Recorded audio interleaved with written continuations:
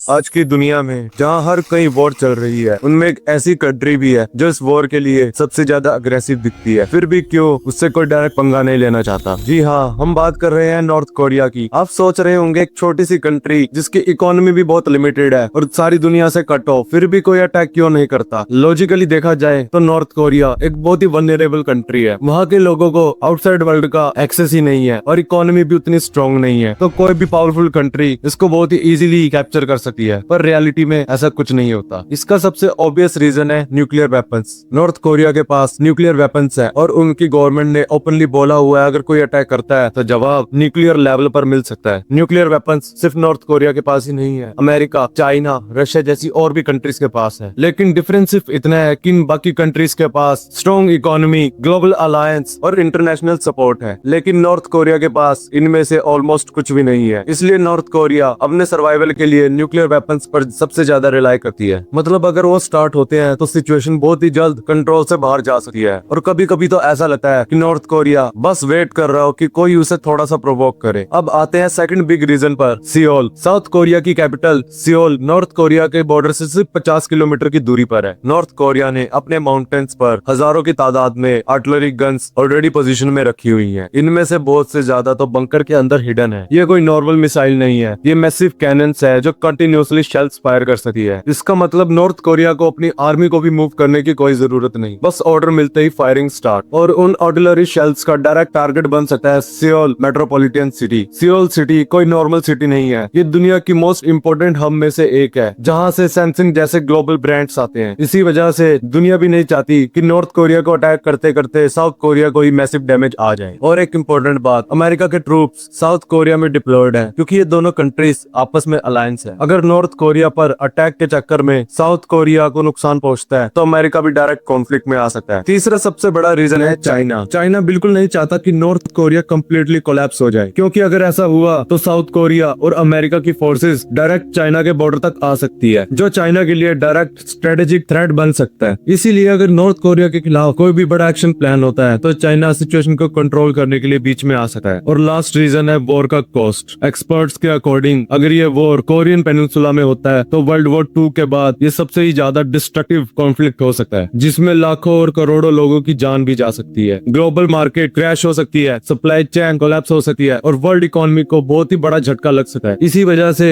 दुनिया की major countries north Korea के साथ डायरेक्ट वॉर अवॉइड करती है। अगर आपको ऐसे इंटरेस्टिंग जियोपॉलिटिक्स और वर्ल्ड फैक्ट्स अच्छे लगते हैं तो हमारे चैनल को जरूर सब्सक्राइब करें।